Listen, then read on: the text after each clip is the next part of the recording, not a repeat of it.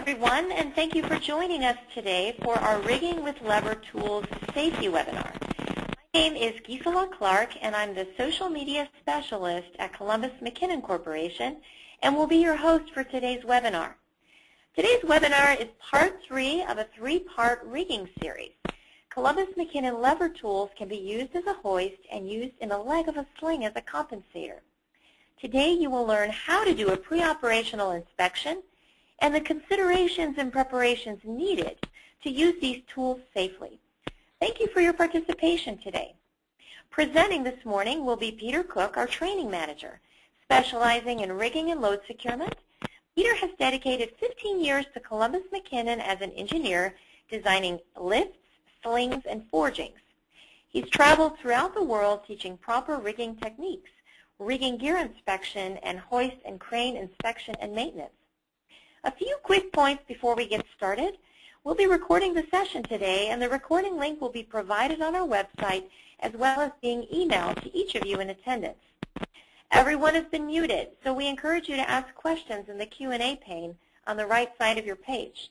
We'll take 5 minutes of questions at the end, and for those that we don't get to, we will be contacting you within 24 hours after the webinar with our answers.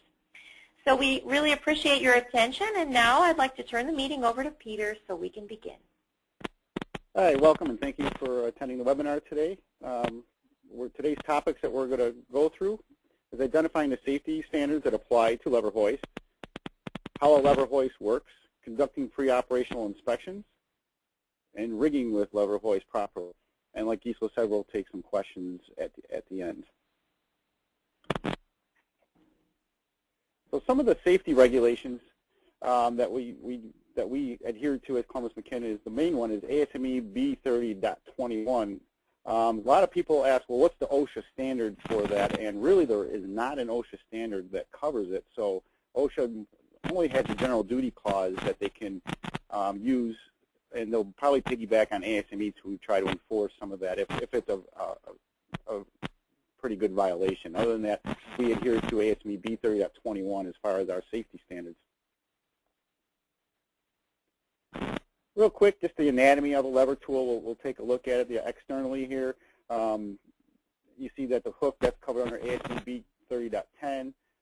The body itself, things of that are covered under ASME B30.21. And again, the lower hook, it's a hook, so it's covered B30.10. And the hook standard is separate from the 21 standard. You actually have to have 2 standards to look at if you want to adhere to all the safety standards for that. Excuse me, Peter, you've got a lot of background interference. Could you try switching over to your computer audio? Okay. 1 second here. There is an option on the right-hand side of your screen under audio where you can select computer audio.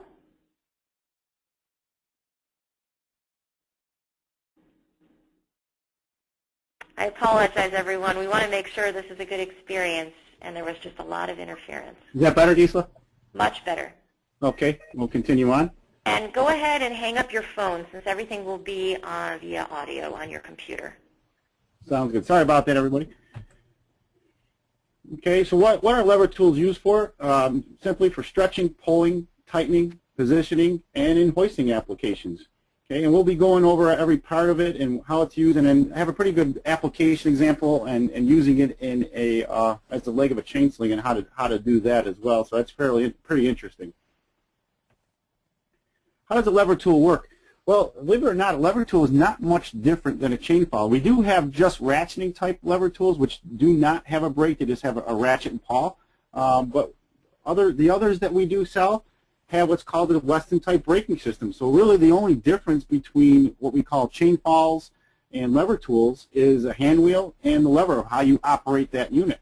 So here you can see there's what it is the hand wheel, the back of it, or the back of the tool will have a hub, and that compresses friction discs along a ratchet and to a bottom hub, and which creates one solid gear, which allows us to have a secondary holding with the ratchet and pawl. Okay, so here's an actual picture of it, and this one's taken from the CM Polar, and you can see when I take that handle off, that's pretty much what it looks like under the handle, where you see the friction hub with cam there. That's what it looks like under the handle, And what that does is it kind of just compresses everything, and you're allowed to make a lift. And then in the lowering direction, what you're doing is creating a gap, and it's controlling the descent of the load, but it's self-locking. So the minute you stop operating it, it kind of locks up on itself. And the best way we can describe how that works is similar to a jar. So if you were to put what I always like to do in my classes is show like one of those ball canning jars, and you have those little discs in there in that jar top, and as you turn it, it just gets tighter, and eventually the jar turns in your hand. Well, that's the lift wheel. The lift wheel will turn in your hand, and it locks itself up. And that's really pretty much how the hoist works. And in the lowering direction, we're just loosening that cap, and then we're creating such a fine gap between those friction discs, so the load is coming down at a controlled descent and immediately stops as soon as we stop operating the unit. So that's how the mechanism inside our manual hoist lever tools work, and they're pretty much the same units. There really isn't much difference in how they operate. When before we operate any tool or hoist, we want to do a quick inspection. We don't want to use anything that is going to be dangerous to use.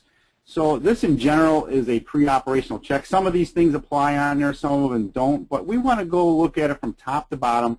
Does it operate properly? Does it brake? Are the brakes working? We can lift light loads, things of that nature. Checking out the hooks. The latch must be there, must be present, unless it constitutes a hazard for some reason. But for the most part, you're going to need the latch. The latch must be on there and operational.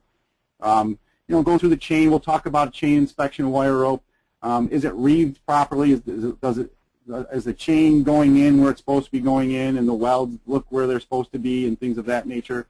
Our manual hoists don't have limit switches, so that don't apply. Oil leakage, usually these are grease housings, but we want to look at to see if there's any cracks, anything unusual sounds. Our warning labels all in place. And then just general housekeeping, where we're operating in. We want to make sure the space is clear, that there's no trip hazards or anything that's going to distract us from the job that we're going to be doing. So the required markings, so the first thing, if you don't know how much the tool can lift, you shouldn't use it, right? So there should be an identifiable rated load on there. It could be on the lower block or the lower hook. It could be on the hoist body itself. So you want to take a look at it, make sure it's there. The identification, the manufacturers, who made it, the serial number, model number should all be on there. And the warning labels are usually on the handle, and that needs to be on there as well to be compliant. All right, everybody understands about, probably heard the McDonald's incident where someone spilled hot coffee and got sued. Well, same thing. You got to have warnings to say, hey, don't lift people, don't do this. I call it the 10 commandments of lifting, and it's usually what we have on all our hoists, and that needs to be maintained and stayed on there. Okay, if it's not marked properly, it should not be placed back in service or not used.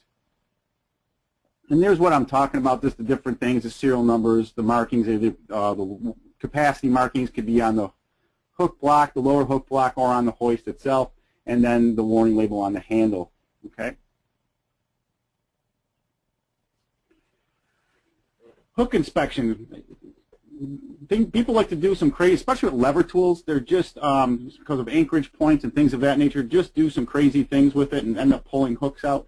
So it's a really good idea. Take a look at those hooks. If you see, especially the top hook on lever tools tend to bend over a lot, just from wrong application of it or just not applying it right, and I'll show some examples of that in this slide of how to do that properly. And then some crazy people like to weld to our hooks or use them in a high heat environment. Again, these are alloy hooks, and if you do weld to them or get any heat damage, it's going to mess them up, and we don't want you to use them after that fact. So that, in many of these cases, there should have been a sling or something in between, or a specialty tool made to attach to, and not used in that manner.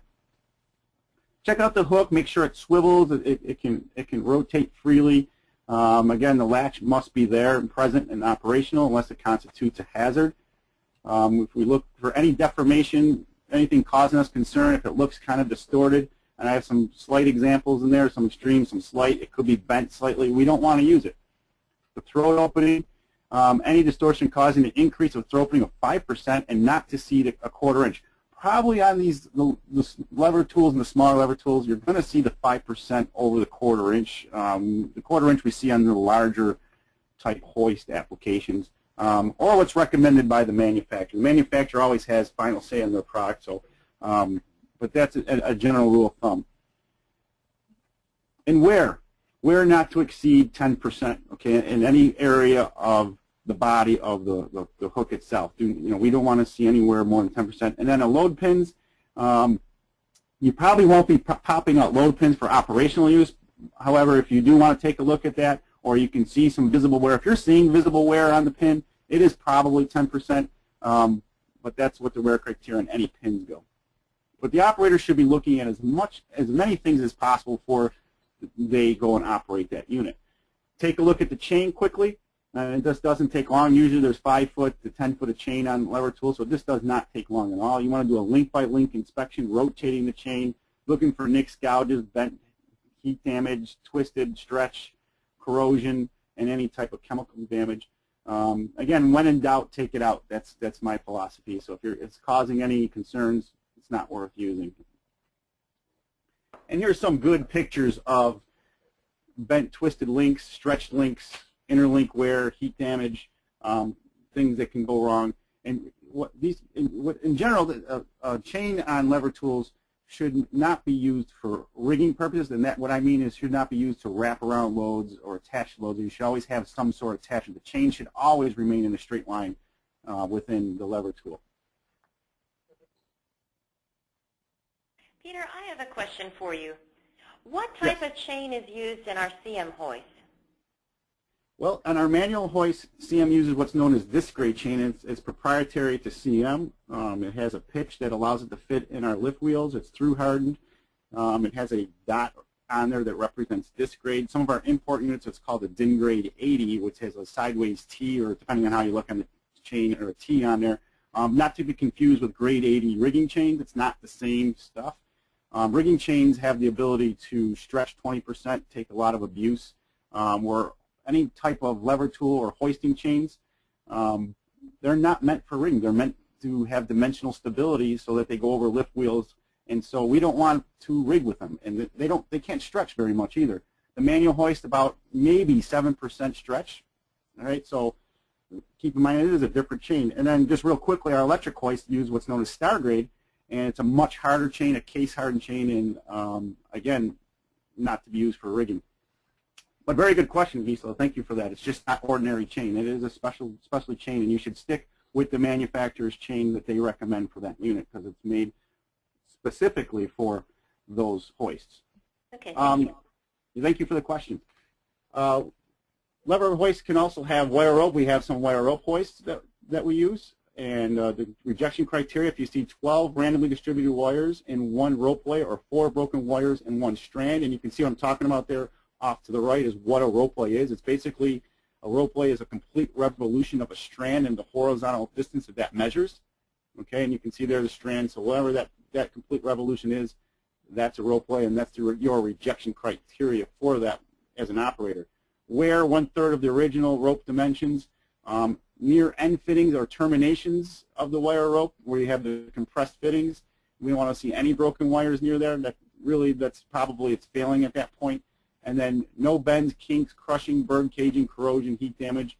And then look at the shivs, look for wear and corrugation because you can definitely jump shivs or create more damage to the wire rope, so which would put the operator in danger.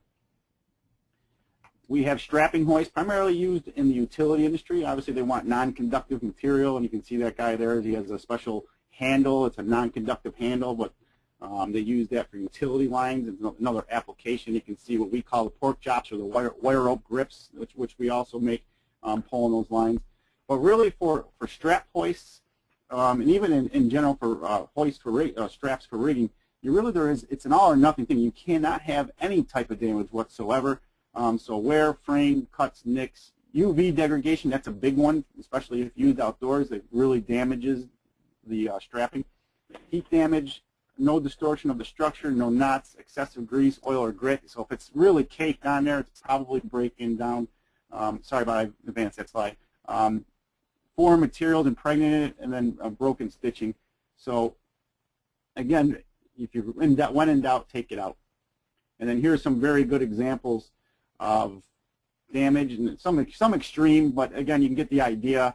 We have cuts, even this where it says cuts, small little cuts like that. You know, that wasn't intended to be there, and definitely that's a much weaker tool. And where it would break, we have no idea.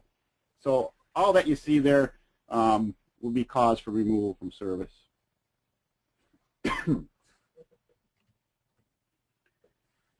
And then the outer, inspecting the body itself. Anytime you see a bent handle, that's a good sign an overload has taken place. So you can see in this hoist here, the handle is bent, the latch is sprung out, the hook has been pulled. That it needs to immediately go out of service and not use. The chain looks fairly stretched, so that was severely overloaded. Lever tools, you got to be careful that you're in the direct line of fire when using these. You don't really have a lot of room to get out of the way of tension. So you really got to be careful what you're doing. And these tools, I can tell you right now, are probably abused a lot. They just, people tend to overload them, even though we instruct them not to. They just do. We can equip them with load limiters, some of our tools, to prevent that, but still, people will still do it. Safety end stops. Be sure those are on there, right? That the last thing we want to do is run the chain out of that hoist. We had an incident in Skydome one time. It's the Toronto Blue Jays stadium when they were doing there, and there was a fatality because that worker was missing the end stop, didn't measure out what he was doing as far as tensioning was concerned or moving a plate into position for welding, and pulled the chain right out of the unit. And if you had that end stop in there and had a brief 5-minute quick overview of safety on the usage of that tool or attended this webinar, that person would be alive today. So everything that's on these units, it's important that it's working properly. You're working on a tremendous amount of weight. These things can do a tremendous amount of weight, even though they're small. What we recommend for an operational test, and not to be confused, this is not a load test. This is an operational test to be sure that the brake is working properly. You want to do at least 100 pounds times the number of load supporting parts of chain. So that means that, a single part is 100 pounds. If I have 2 parts, 200 pounds, and so on and so forth. So there's a picture coming up where I'll point it out, but it shows multiple readings. I think it's 4-part reading. It would actually be a 400-pound operational test to check the functionality of that equipment. Okay, we're going to step in quick and do a quick poll. Sure. So if everyone could go and answer this question, what is the rejection criteria for a hook opening per ASME B30.10? Is it a 1/4 inch or 10%? A 1/4 inch, a 1/4 inch or 5%? 1/8 of an inch or 2%? Or none of the above? We'll give you about 30 seconds here to vote. Looks like it's between A and B. We've got about, come on, we need a few more of you to vote, and then we'll wrap this up. Looks like 30% think A, around 70% think B. Someone's thinking none of the above. Let's see. What do you guys think? Another couple seconds? Okay, it looks like the overwhelming majority thinks that it is B. And Peter, go ahead and tell them what the right answer is. 1/4 inch or 5% is correct, or what's recommended by the manufacturer. That is what's in the B30.21 standard. And so, yep, so they were paying attention. Very good, nice job. Excellent. Okay, can everyone see the screen again now? Should be good to go. Okay, go ahead. Okay. Peter, you can continue. Very good. So let's talk about rigging with lever tools, or the usage of them. And so the main thing we want to know before we do is the constraints of each tool. And every tool or every hoist has what's called the amount of pull force to lift the load, okay? And it's all different. So I just took our 3/4 ton units and compared them. And you can see there at the bottom, it says the CM653, only 33 pounds of pull force, all right? And then you get up to the CM pullers, 640 pullers, 58 pounds of pull force. And I didn't put it on here, but the rigging tool, which is just a ratchet and pawl type lever tool, almost takes 100 pounds of pull force to do that, okay? Now, anyone on this call is more than capable of doing 33 pounds of pull force. Anyone on this call is capable of doing 100 pounds of pull force. We designed these tools for one-person operation.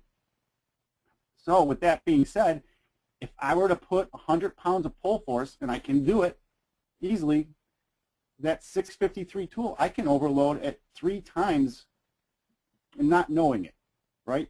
So in general, you got to really understand what the pull forces feel like. So whatever manufacturer they show them in their catalogs, and you want your operators trained on what that feels like when you're at capacity and not to pull any harder on it.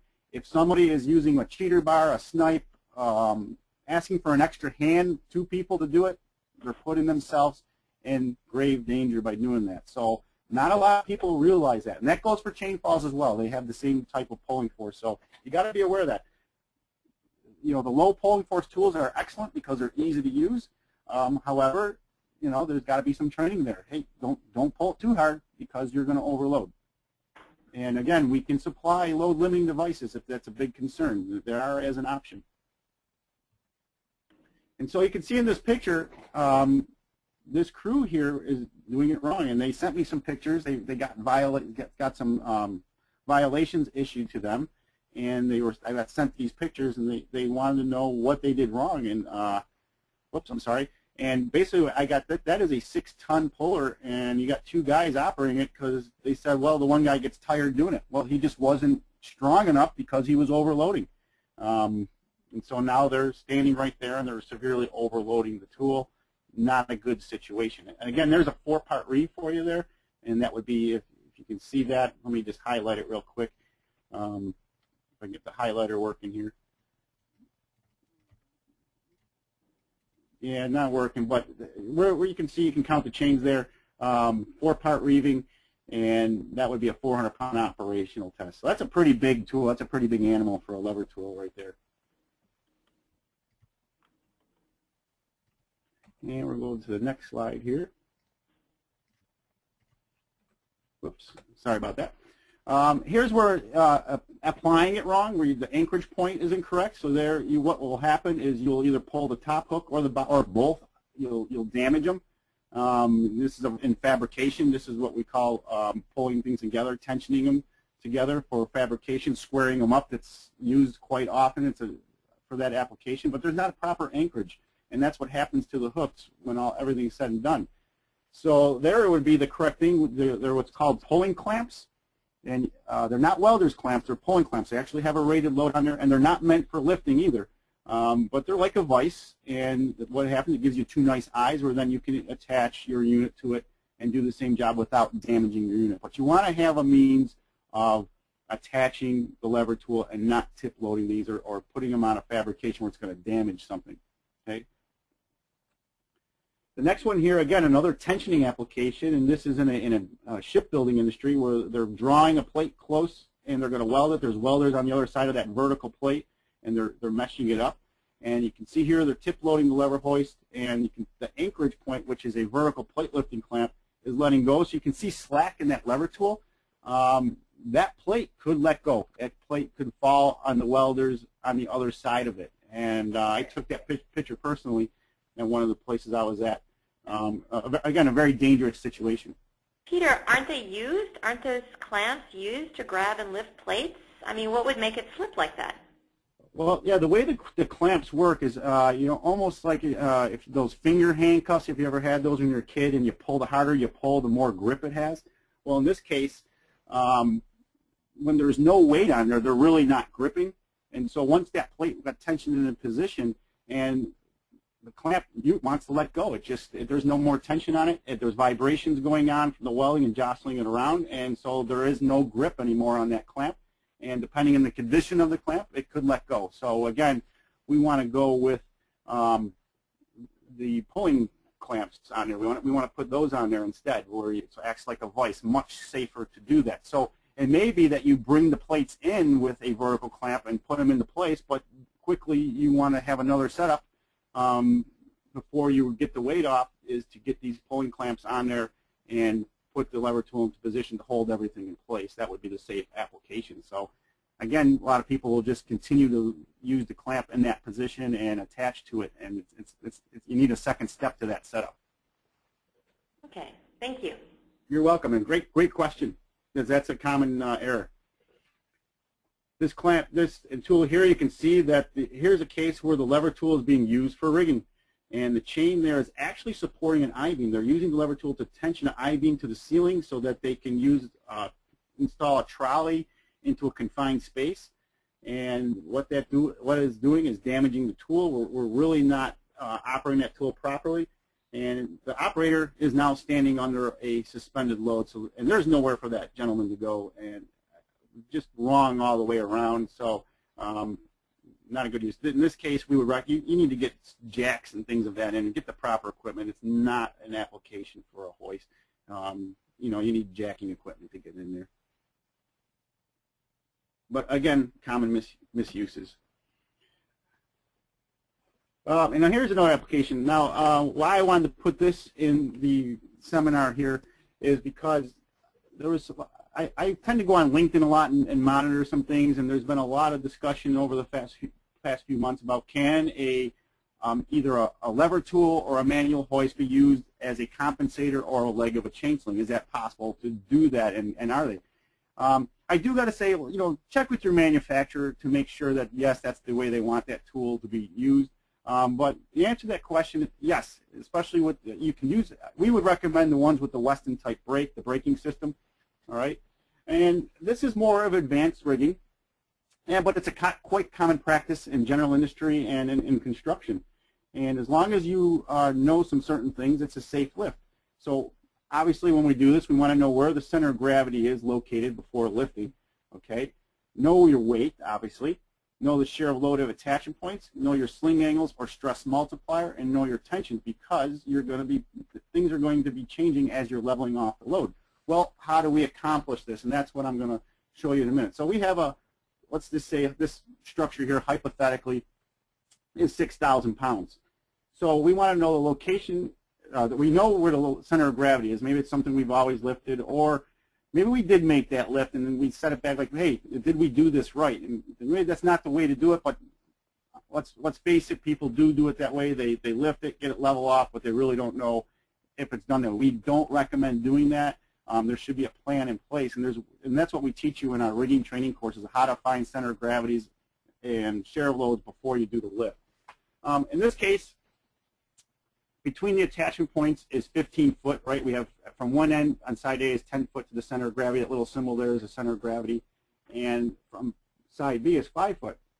So my loading is different, right? I have different. The weight is not distributed evenly. It's not a symmetrical load.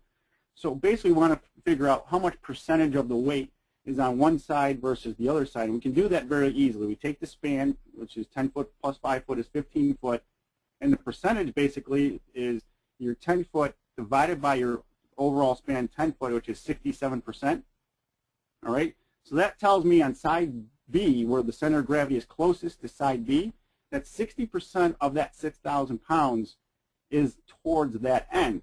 So that side B is seeing, so I take 0.67 times 6,000, that side B is seeing 4,020 pounds on that side. Okay, now I know my share of load on side B. I subtract that from the 6,000 pounds, and on side A is 1,980 pounds. So that's my weight distribution. So life is grand. So if I did a 2-point pick in this case, I would know exactly the hoist and the chains to spec out. In this case, we're not doing a 2. We're doing a single-point pick and basically making a sling. So now we need to figure out how much tension are we putting in those chains. Do we have the right equipment for the lever tool and then the chains? So now that we know our share of load, let's take a look at that. Hey, Peter, a quick question came in. Yeah. Whoops, I just lost it now. The question that came in was, why not recommend a deck chain for that application? Like the decking chain. It is. We do make an alloy chain called stack chain for theatrical. Decking chain is not in general. Decking chain is not an alloy chain, but we do make theatrical chain to do that. I suppose you could do that. That's another application for what we call stack chain, and that's similar to our Herculoy grade 80 chain that we use. And so if you're going to do that, that's what I would do with that. Okay, great, thank you. Type of chain, and not just standard decking chain. A lot of people like to use the lever tool because it's or a chain fall in this application because it's quick and easy. The adjustments are easy to do. and they're readily available on hand. There's a lot of people, there's tools on site and chain files on site to do this, so it's quite common practice. But very good question, I agree. So we got to size up our angles, and side A, looks to be a 45-degree angle. Side B looks to be a 60-degree angle, and there's what's called load tension factors. In this case, a 60-degree has a load tension factor of 1.155, a 45-degree 1.414, and a 30-degree is a load tension factor of 2. We don't recommend going below 2. Now, these can be found on rigging charts, and in classes we teach you how to calculate that stuff as well and how to figure out those numbers. So we just referred to rigging charts for these numbers. So if we said side sling A is at a 45-degree angle, then we take our share of load, which is 1,980 pounds, times it by our tension factor. And so that lever hoist and chain that's rigged inside A is seeing 2,800 pounds of tension. Now we can go and size the equipment properly based on that. On side B, the same exact thing. We just take our 4,020 pounds, and in this case, it's a 60-degree. If you're kind of hemming and hawing that, well, is it 60? Is it a little below 60? Is it more towards? Use the one, instead of 60, use 45. Be conservative. Excuse me. So this case, we're using 60, and this, so we times that by 4,020, and we get 4,643 pounds of tension. And I'm sorry, the answer there is wrong in the PowerPoint. I didn't catch that. The answer for side B is 4,643 pounds of tension on side B. So you can see there the tensions are all laid out. So this is basically what's called a rigging plan. We're doing a plan. And we should do this before we rig. Consider that, are we using a choke hitch there? Our D to D ratios, these are things that we need to consider also to reduce the values of our chains if we're using chain slings.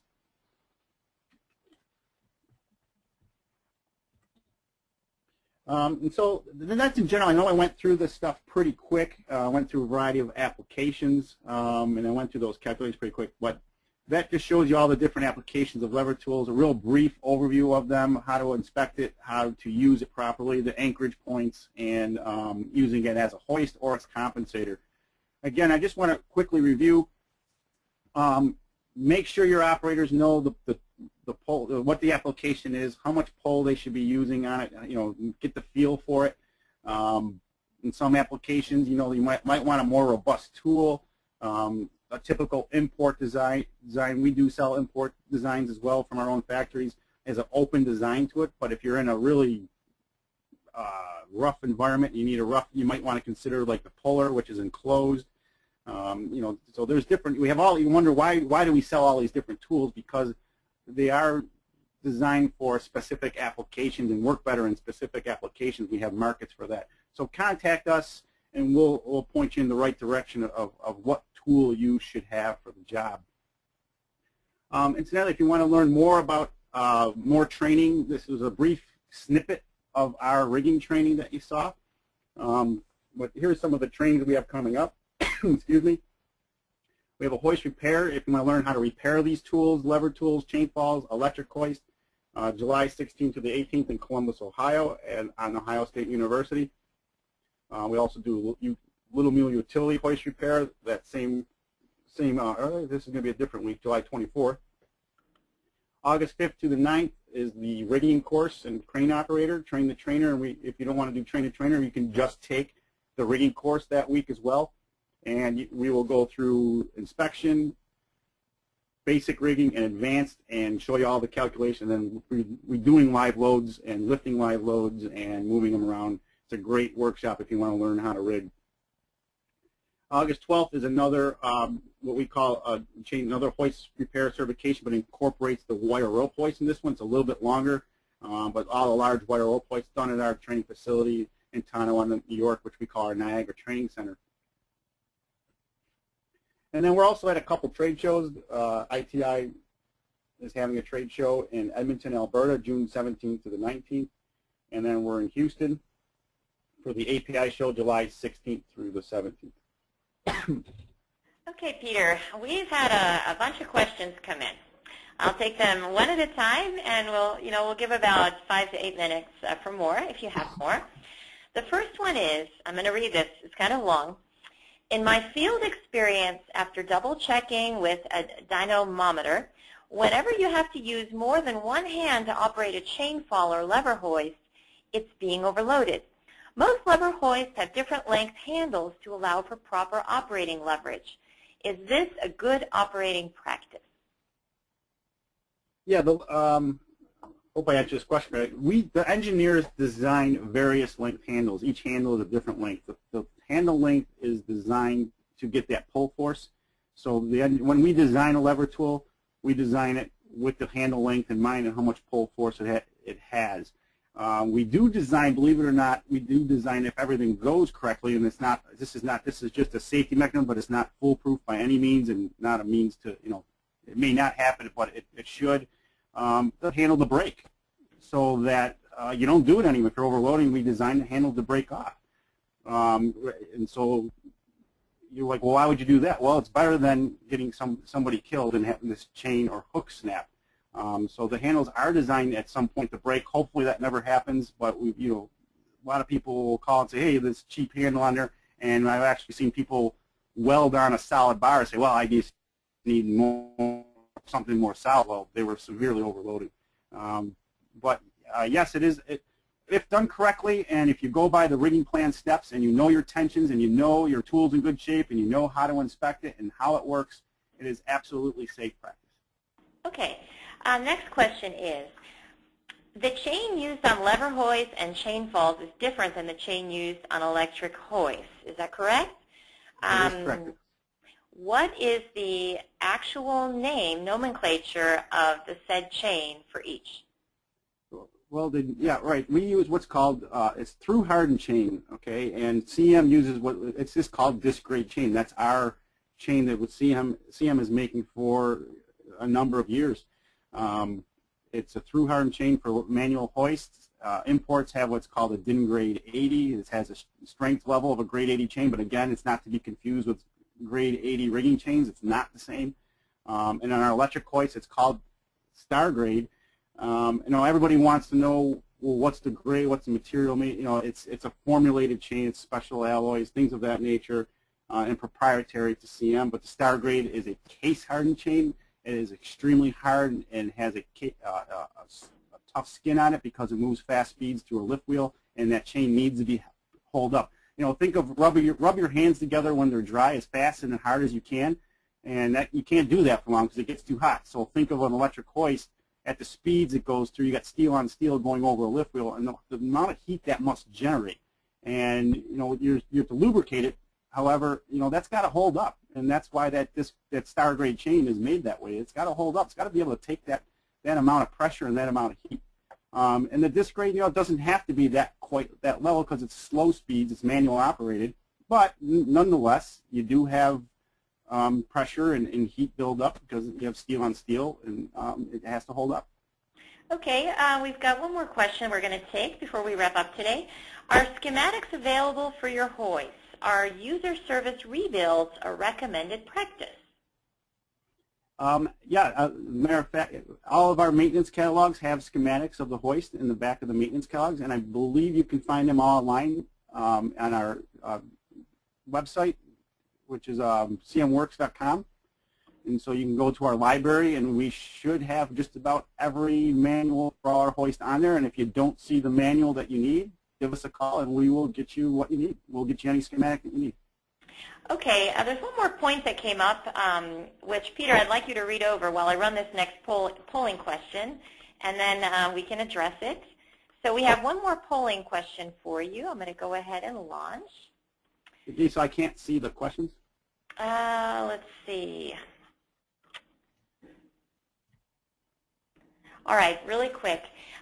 Before this webinar, were you aware that lever hoists can be used in these types of rigging applications?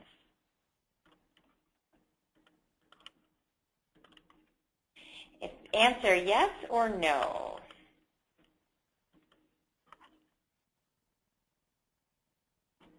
Okay, let's see what we're getting. 50-50, exactly even. We got a few more people to vote. Excellent. Okay, Peter, let's see, we'll give it another minute. Almost everyone. Peter, I shot it over to you via email. Give me a second here, and I will... Great. Okay, well, it looks like 50-50, Peter. So we raised some awareness today, which is really good. Thank you so much for voting. We appreciate that feedback. Okay, Peter, we're going to go back to your presentation. Peter, if you can just turn to the last page, and while he looks over the last comment, just go to the last page with all of our social media. I just want to direct a few more resources to you before we wrap up today. If you are not subscribed to our blog, you can subscribe via email. We post about one blog article a week on all kinds of things in various industries, from application photos to customer questions and answers to industry news, all kinds of things. If you're on Twitter, you can find us at CMCO Live for our more industry news, and CM Entertainment for our focus on the entertainment industry. We're also on Facebook. You can find us under Columbus McKinnon Corporation. We have a YouTube channel where this recording will be placed later this afternoon, and we'll send you a link to that. We're on LinkedIn. You can follow company updates there under Columbus McKinnon. And we also have a Google Plus page in case you're there and would like to follow us. So those are all ways that you can connect. We're very active on social media and love to share news and information. So please consider connecting with us there. And now I'll go back to Peter. Yes, someone's asking about the tension factors, and the rigging charts will show tension factors for every 5 degrees, and this gentleman is correct who said that. And just for this presentation purpose, I just pulled out some standard angles. But yeah, there is a way, and I mentioned this, we can calculate those tension factors right in the field.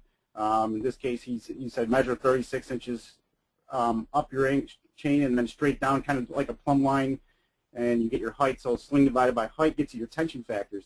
Yeah, you can go 24 inches, you can go 12 inches up, and then drop your plumb straight down. It's a right angle triangle, so it doesn't matter how far, but it's a number. I always teach a number easy to remember. 3 feet is easy to remember. That's a great suggestion. 24 inches, whatever number is easy to remember. You measure up and then drop straight down. You can come up with your tension factors. We do like to teach this stuff at our training courses and show you how to do it from top to bottom. And when we show charts, we show you where all the numbers are coming from and how they're obtained and how you can do it in the field and check yourself. Absolutely. What I show is very conservative. I said if you think it's not quite 60, go to 45. That's very conservative. Or if it's not quite 45, go to 30. That's, again, very conservative. But if you really want to fine-tune it and know exactly the tensions that you're getting, this gentleman's suggestion is the way you do it. And of course, yep, we would teach that to you. All right, well, we are wrapping up right now. We just want to thank everyone again for your participation today. And like I said, you'll be receiving an email within the next 24 hours with the link to our recording on our YouTube channel. So feel free to share it and with your colleagues. And again, we appreciate your time. Thank you very much.